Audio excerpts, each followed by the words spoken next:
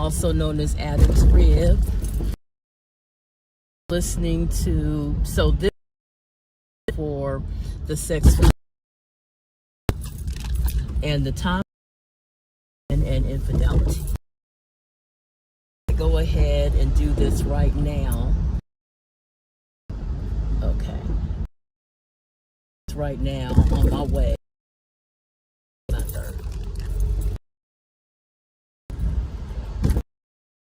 So I have been seeing a lot of things. So if you're a fan of Love and Marriage Huntsville, and Love and Marriage, one of the couples on there has gone through a divorce, and they've gone through a divorce because the guy cheated. He had an ongoing affair with a woman, and he managed to make a baby. I don't know how many babies there is, but at least one baby got made. And I was listening to some music that Melody, the woman involved, made, and she's a pretty good singer. And so she talked about giving him 5 years to, let this mess go, and he made a baby in the meantime. So now, as people do, the side piece is being the other woman in this saga is being harassed, because that's what that is. People are following her on her Instagram. She's going live. And so the last one she didn't handle too well. Okay. So I have my own opinions on that, and I'm going to share them. I'm not going to share none of her Instagram because she looked like she already going through it. But my thing with infidelity has always been this. So rather than go into their stuff, I'm just going to share some thoughts about men and infidelity. So I've seen some stuff on, online, and I think it's interesting. Groom women, especially, into accepting infidelity as a way of life instead of just telling the men not to cheat, and dealing with the men and counseling with the couple, because that people can be counseled and uncover those issues that are making them do all of that, and stop if they want to stop. I don't believe in the phrase once a cheater, always a cheater. I don't believe in that. I think people say it for their own protection. I don't believe in it because I believe that people have a right to stop behavior anytime they want, but you have to want to stop it. So I've seen some things like, men wanting to put women in compartments. Let me tell you what that is. A man wanting to put women into compartments is really a man that is trying to get women to buy in to the notion of them having sex with more than one woman at the same time.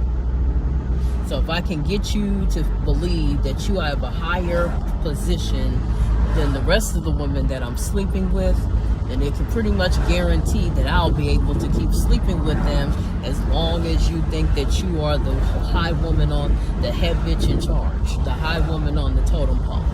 If you can believe that you occupy a higher space, if you can believe that you occupy a higher space in my heart than you really actually do, then you'll be okay with this other woman out here because you're number one. Okay?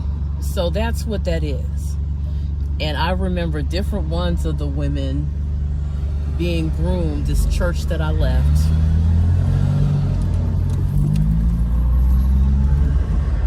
So, I left it because, number one, there was some human trafficking concerns. But there was also a thing of them trying to force women in, not only force women into prostitution, but force women to be side pieces like all of these other labels. And so I was like, first of all, I'm not cut out for the side piece role. And if you try to force me to be a side piece against my will, against my will, I will make sure to tear up your marriage, because I will make sure to let your wife know that I exist. Okay, I don't play it. I've never been the one to want to be involved in any mess like that. I don't date married men, and I don't care what color they are. I don't care which one of Baskin and Robbins 51 flavors of man you are. If you are already legally married, I am not fooling with you. And God is never going to make you sin. Nor is he going to make you participate in somebody else's sin. So anyway, one of the days this week I was looking at the program. In their particular case, one of the things that I noticed was that he said, well, she told me to go and do it. Now, how many times have women said, well, go on in? You know, because you're in the middle of an argument and somebody continue to keep badgering you. Say, well, go on and do it then. Now, you know she was not giving that man permission. Okay? Most women know it, and so do most men. She was not giving this mug permission. And I'm going to say this.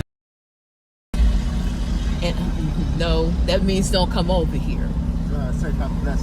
Thank you. Yeah, no means don't come over here. I don't understand what part of that men don't understand.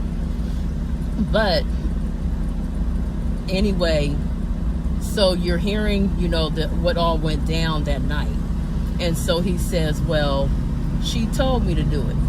And so she elaborated and said, we were having an argument, and he continued to keep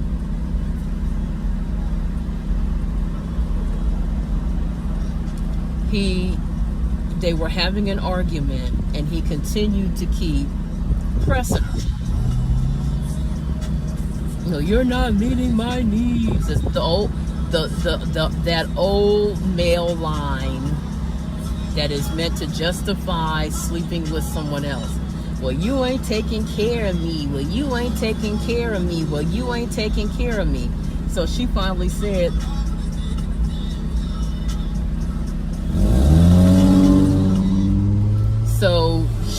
so she got mad because she got sick and tired of him running his mouth. And she said, well, go on then. Since you feeling big and bad, you feeling froggy, go on and jump. So he jumped. Now I listened to this argument, and then I'm listening to the young lady, you know, clips of her stuff. And I'm like, first of all, I don't believe that was the first time he jumped. It was the night that she told him to jump. Okay? I know situations and people well enough to know that wasn't the first time he jumped. Very seldom do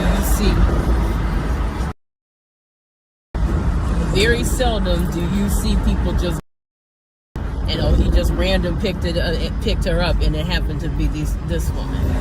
Especially since other people who were on that program who have knowledge of this woman have already said she is not as bad as he's describing.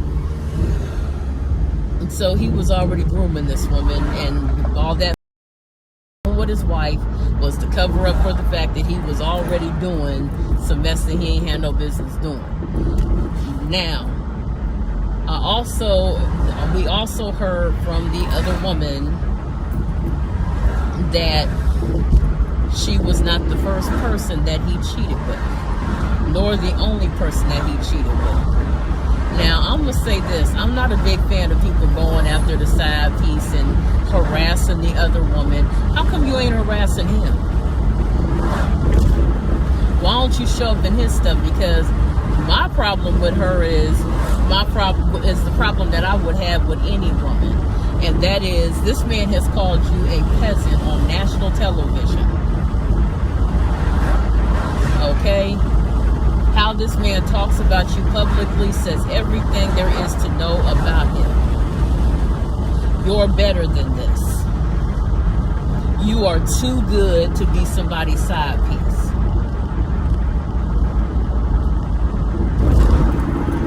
You are too good for this.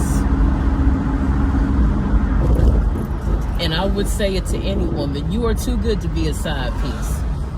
You deserve more than that. And it's funny to me, I did a post on the whole love yourself and you know, and it's funny that when you begin to love yourself, the same people who tell you to love yourself are the same people that turn right around and judge you when you begin to show, when your ability to show better judgment means that they don't get no more pussy.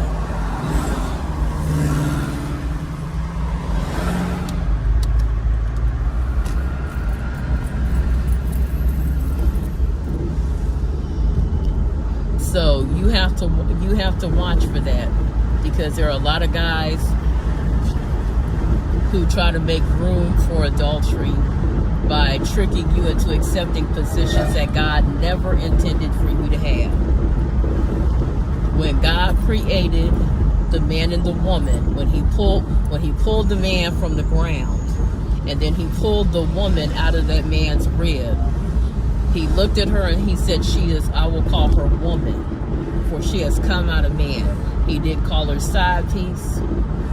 He didn't call her prostitute. He didn't call her sideline. He didn't call her night rider or whatever. He didn't call her none of those things. He called her woman. You are not side piece is not your title. So any pastor that comes to you, or any so-called man of God that comes to you, that tries to make your purpose anything sexual without being your legal husband, you already know that he's lying.